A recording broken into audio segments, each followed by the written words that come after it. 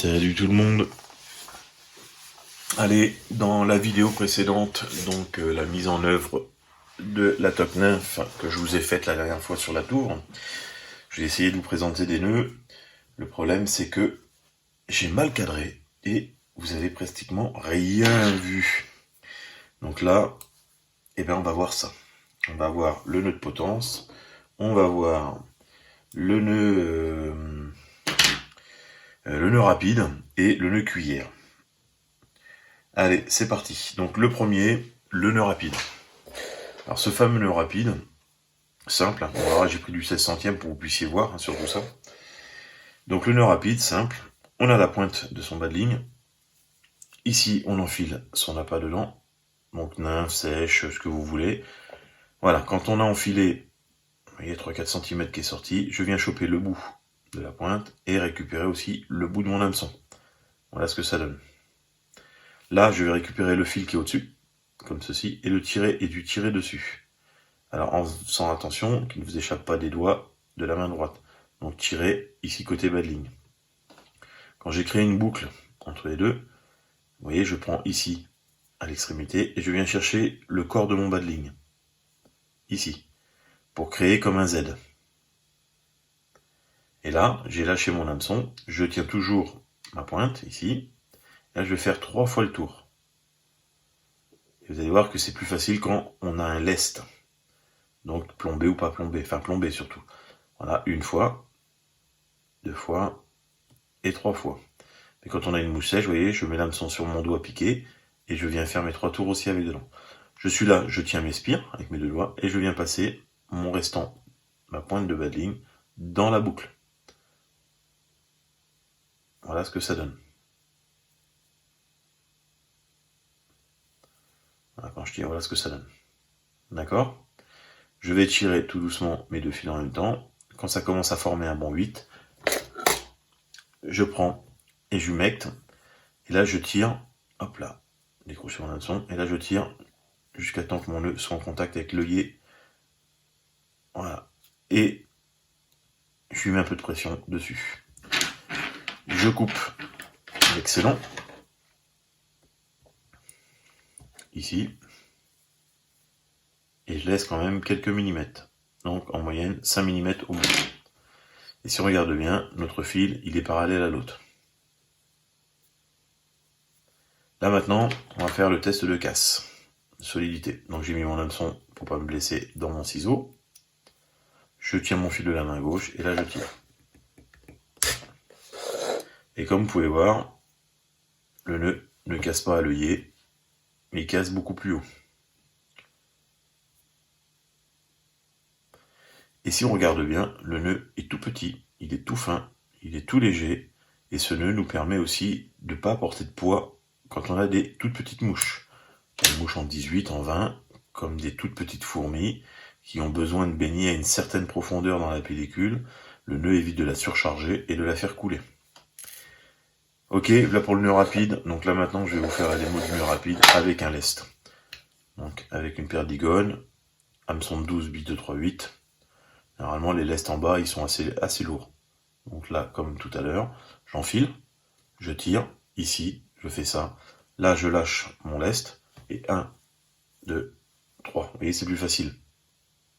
Là, hop, je récupère dedans. Je passe la boucle. Alors il y en a qui mettent 3, 4, 5, 6 tours. 3 tours, c'est le minimum. 5 tours, c'est le maximum. Là j'ai humecté, je tire. Tac, mon nœud il est fait. Je peux couper l'excellent. Voilà. Et là on va essayer pareil. Test de solidité, on va voir ce que ça donne. Donc hameçon et gueule de poisson, on tire. Comme vous pouvez voir, ça a ouvert l'hameçon. Ça est cassé au-dessus du nœud. Voilà, ça n'a pas cassé au nœud, ça a bien cassé au-dessus du nœud. Le fil est tout brillé. Et je vous dis, ça a ouvert l'hameçon. Donc c'est un nœud très solide et qui tient bien les gros poissons. De toute façon, vous avez pu le voir dans la vidéo précédente. J'ai réussi à faire 2 beaux poissons, dont un qui a été mis vraiment à l'épuisette. Et ces poissons-là ne se sont pas décrochés, ne m'ont pas cassé, quoi. Donc voilà pour le nœud rapide. Maintenant, on va voir le nœud de potence. Donc là, vous prenez la longueur dont vous avez besoin, par rapport à votre rivière, par rapport à l'endroit où vous pêchez. Donc moi, en l'occurrence, je vous dis, je prends toujours une longueur de manche, donc ce qui fait entre 50 et 60 cm, parce que j'ai l'habitude de faire comme ça, et je connais, on va dire, je connais mon type de pêche, ma façon de faire, quoi. Voilà, je sais où mettre mes nains, je sais où les placer. Après, je suis loin d'être à la hauteur d'un compétiteur qui ne pratique que ça tous les jours. Moi, voilà, je sais que le peu comme je fais me permet de faire du poisson et me satisfaire totalement.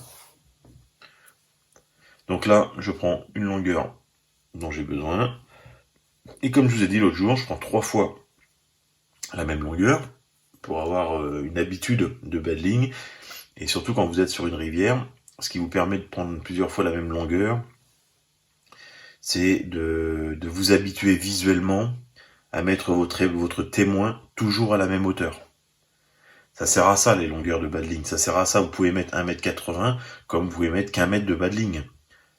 Mais le fait de mettre 1 mètre de bas de ligne ou 1,80 m, il faut toujours faire la même chose pour vous habituer. Donc au début, vous allez chercher la profondeur. Vous avez vu que votre témoin, il ressort de 5, 10, 15, 20 ou voire même 30 cm au-dessus de l'eau. Et là, vous savez que la partie que vous pêchez sort de 20 ou 30 cm au-dessus de l'eau. Toujours en ayant la même longueur de bas de ligne, ça vous permet de tout de suite prendre connaissance de la profondeur de l'eau et de pêcher toujours à la même profondeur sur le parcours que vous êtes en train de faire. Après, il faut s'adapter suivant les parcours.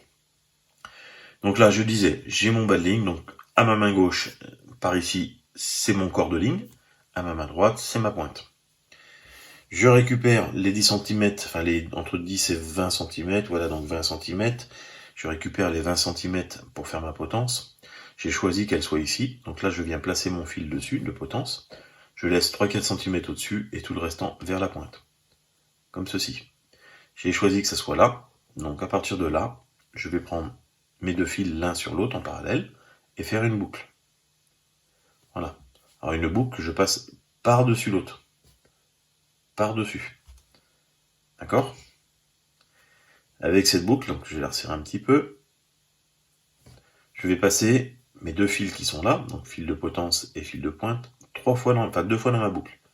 Voilà. Une, là je vais chercher dedans et je les ressors. Vous avez vu, je passe par en dessous et je ressors à l'intérieur du puits. Si vous voulez préférer la votre puits, on ressort à l'intérieur du puits. Donc on a fait une fois. Je recommence 2 fois. Et là, je vais arrêter de passer ma potence, je ne vais passer que ma pointe. Je pourrais même faire qu'une seule fois. Normalement, ça suffit. Voilà, une seule fois. Ça, vous pouvez le faire une deuxième fois, mais une seule fois, ça suffit. Là, je récupère mes deux fils. Ma potence et ma pointe. Je remets mes doigts où je voulais que ma potence s'arrête. Et là, je vais tirer tout doucement sur ma main droite. Et dès que je sens que ça commence à faire un nœud en 8, comme ça, j'arrête. J'humecte, je tire les 4 fils en même temps, je lâche mon fil de potence et je finis de tirer sur ma pointe et sur mon corps de ligne en même temps. Ici. Je coupe l'excédent à 3-4 mm du bord, comme ceci. Si vous regardez bien, ma potence se trouve pratiquement perpendiculaire de l'autre. Alors que si j'avais fait un nœud normal comme ceci appliqué, ma potence serait retrouvée comme ceci, collée. Là, le fait de lui avoir fait passer une fois de plus seul le bas de ma pointe, ça me permet de mettre une potence perpendiculaire. Alors, il y a d'autres nœuds, ça j'en suis conscient. Il y a d'autres façons de faire. Maintenant, place à ceux qui veulent nous faire voir les nœuds. Je vous laisse place pour nous faire une belle vidéo et nous expliquer comment vous faites vos nœuds. Allez, donc maintenant on va regarder le dernier nœud, celui-là qui se passe sur la potence, pour régler. Voilà, parce que là on a un bout qui doit faire 15 cm maintenant, même plus que ça. On est à combien là ? Oui voilà, 15 cm. Donc ce bout de 15 cm, il faudrait qu'on mette notre nain soit 8, 9 ou 10. Donc là, On va prendre la nymphe, on va le passer dedans. Là, on va estimer, hop là, on passe dedans. On estime qu'on est à 8-9 cm, voilà. Et là, je vais faire 5 fois le tour de mon fil, comme une cuillère, tout simplement. Voilà. Et là, je vais prendre mon excellent et je vais la passer dans ma petite boucle. Ce nœud cuillère est pas facile à faire, entre guillemets. Hop là, je vais peut-être sortir du cadre de l'écran, pardon. Donc là, je vais passer dans ma petite boucle qui a été créée avec le nylon juste devant l'œillet. Quand je suis là, je récupère mon fil et ma nymphe. Et là, je regarde combien il va me falloir. Donc, soit je tends ici pour récupérer de la longueur, ou soit je tends ici pour justement raccourcir. Là, on avait dit qu'il nous fallait 8-9 cm. Ici, vous voyez, je vais tendre. Là, je suis presque entre 9 et 10 cm. C'est le grand maximum. Et ici, je mets et je finis de serrer. Je coupe l'excédent, et cet excédent dépasse de 3 à 5 mm. Comme ceci. Et là, on a bien une potence de presque 10 cm. Ouais, si je tire, on a plus que 10. Si je relâche, on a 9,6, 9,5. Voilà, une potence au maximum doit faire 10 et au minimum, elle doit faire... Donc au maximum, j'ai dit 10 et au minimum, elle doit faire 8-9 cm. Et vous avez vu tout à l'heure, voilà, je tire sur mon fil, comme si c'était tendu. Et vous avez vu automatiquement, ça me fait une boucle. Voilà, sur ma potence. Tac. Même si j'essaie de tirer dessus, vous voyez, ça me l'écarte. Obligatoirement, plus le courant qui va pousser dessus. Voilà comment on va se représenter. Et ça permet de la laisser pendouiller et le poisson de l'attraper plus facilement. Souvent, on loupe des touches parce que voilà, on a notre fil qui gêne parce qu'on a notre potence qui est collée dessus. Comme ceci. Et quand le poisson vient prendre, ben, il pince le fil et en fin de compte, ça va pas bien.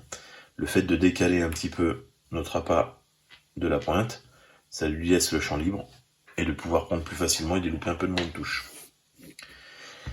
Donc voilà les amis pour cette petite vidéo au niveau des nœuds, en espérant que ça vous serve, en espérant que ça vous aide, ce fameux partage. Et s'il y en a qui ont à apporter des solutions, des choses encore complètes, plus complètes que ce que je fais, n'hésitez pas à faire des vidéos, n'hésitez pas à le communiquer. Et puis ben, on fait comme tout le monde, je vais vous le dire, hein, n'hésitez pas aussi à vous abonner, parce que ça c'est pour vous que je le fais, c'est pas pour moi. Moi je partage, je suis content de partager. Et le fait que vous vous abonnez et que vous mettez un petit pouce bleu, ça permet de faire vivre la chaîne et puis de continuer à vous faire des vidéos et ainsi de suite, quoi. Voilà, ça me donne l'envie d'en faire. Le fait de voir qu'il y a des abonnés, le fait de voir qu'il y a des gens qui sont là pour partager, échanger et ainsi de suite. Alors n'hésitez pas, partagez, mettez un petit pouce, abonnez-vous, ça serait cool pour faire vivre la chaîne. Je vous remercie à tous, à bientôt, ciao ciao pour des nouvelles trucs et astuces, aventures et sorties de pêche, dès qu'on peut. Allez, à plus les amis, ciao ciao.